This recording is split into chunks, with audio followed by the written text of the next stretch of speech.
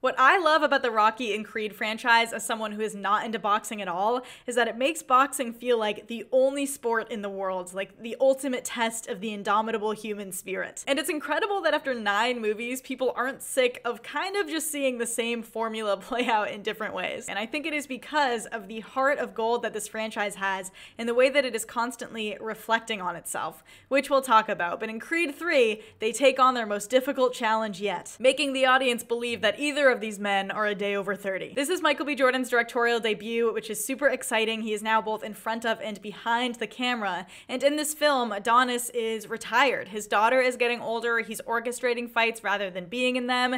And everything is fine and dandy until a mysterious figure from his past shows up in the form of Jonathan Majors' Damian Anderson, and I cannot wait to talk about him. But Adonis is somehow connected to Dame's 18-year prison sentence, and now that he's out, Dame wants to make up for lost time and become a fighter, but his motivations are more complicated than it initially seems. I think a lot of people are gonna have the what do I need to watch before this question, so quickly, I guess you technically don't need to go into this seeing any of the other films. It is kind of a contained story and they're good at giving you context, but try to at least watch the first Creed movie if you can, preferably the first 2, if not only just because they're both amazing. But let me know your thoughts on Creed 3 and the whole franchise, guys. Don't forget to like and subscribe. Also, I saw this at the Alamo Drafthouse and I got this poster.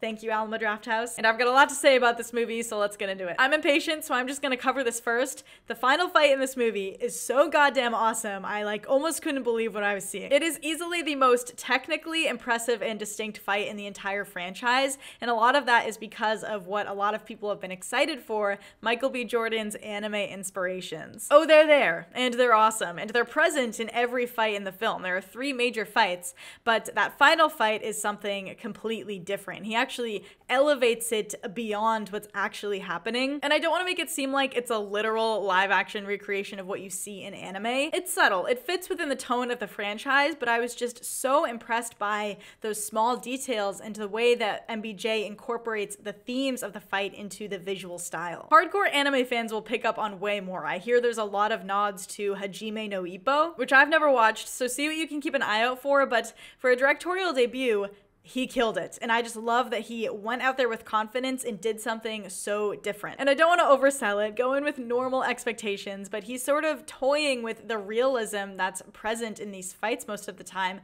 and making changes like exaggerating the sound design. He's lowering the volume of the crowd and focusing more on the fighters. It's interesting. I'm curious to hear what people think, and emphasis again on a best fight from a technical perspective. I do think there are fights in this franchise that hold more emotional weight. There are a lot I've enjoyed that showcase that sheer brutality that you don't really get here, but this is bringing something entirely different and fresh. And I know some people were skeptical, so I'll say off the bat, Michael B. Jordan is a really incredible director. I will be seated for anything he does from here on out. The film looks great. His visual storytelling is awesome. The way that he relates Dame and Adonis to each other through the blocking and framing, they're represented by color. It's so great for a debut, and in some ways, some of the more interesting direction that these films have seen. Now, Rocky is not in this film at all, so be ready. Sylvester Stallone produced, but they wanted to keep it as a story solely centered around Adonis and his family. And I think it was fine without him. The only weird part is that they don't mention why Rocky isn't there. He doesn't give him a call. It kind of acts like he doesn't even exist. But it's easy enough to shrug off. I don't know if we're going to be seeing him in the future films. I hope he comes back in some capacity, but the main focus here is the part of Adonis's past that resurfaces when Dame comes back into his life. I feel like over time, the Creed franchise has taken on this kind of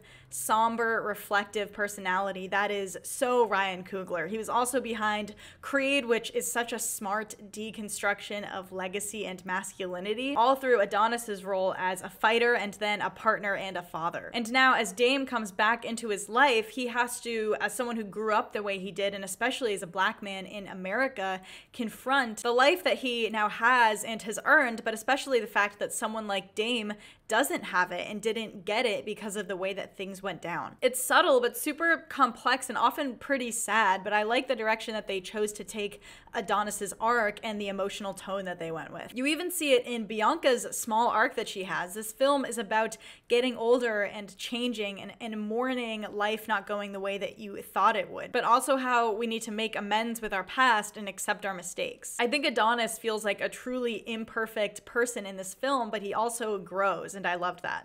Jonathan Majors. Jonathan Majors is one of the best actors working right now, and maybe ever, dude. He's crazy. And to tie into the anime thing even more, he kind of reminded me of Death from Puss in Boots: The Last Wish in this. I mean, he's not walking around whistling in the shadows, but it's his demeanor. Like, he's a bit menacing and unsettling, but he also has this side of him that is tender. It feels like he's hiding this inner child that was stunted when he went to prison. I will say, and I'll talk more about this, but I wish we got to slow down and spend even more time with his character, but he makes the most out of every single line he has. It's just so fun to watch him add that nuance. It comes so naturally to him, and I think Dame is one of the best villains to ever grace this franchise. But while I did love all that, and I do think this has the best choreography and final fight maybe in the whole franchise, from a screenplay perspective, it's definitely not the best even within the Creed films. And I think that's mostly just because there's too much going on for any of it to really have the emotional catharsis that you would want it to. I can't believe this movie is so short. It's less than 2 hours long. I would have easily watched 2.5 hours. Like, go for it.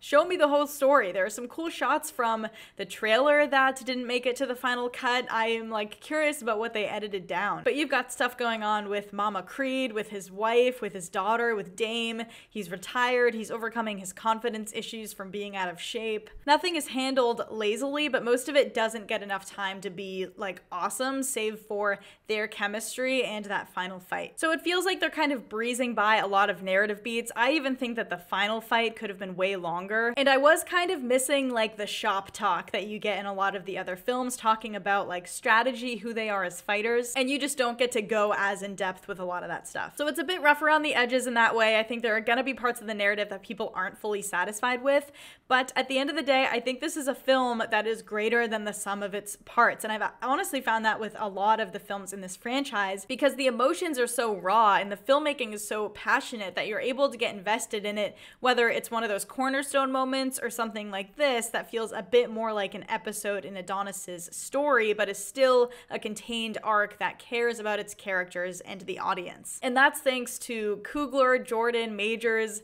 It's easy to have a good time when there are people involved who are this talented, and I just really enjoyed this film. So I'm going to give Creed 3 4 out of 5 stars. I need to see this again in IMAX. My screening was not in IMAX, unfortunately, so don't be surprised if you see me giving this a 4.5 the second time around. I cannot really put this in the perspective of the rest of the franchise for you right now because I've watched all of these movies in a week and I like can't tell up from down anymore. But I do think this is right on par with the other Creed movies. It might be people's third favorite, it might be tied for second. I think they're all great. Maybe I should get into boxing. But there you have it, guys. Let me know if you plan on seeing Creed 3 in theaters. What do you think of the franchise as a whole? Don't forget to like and subscribe and keep an eye out for more videos soon. Thanks for watching.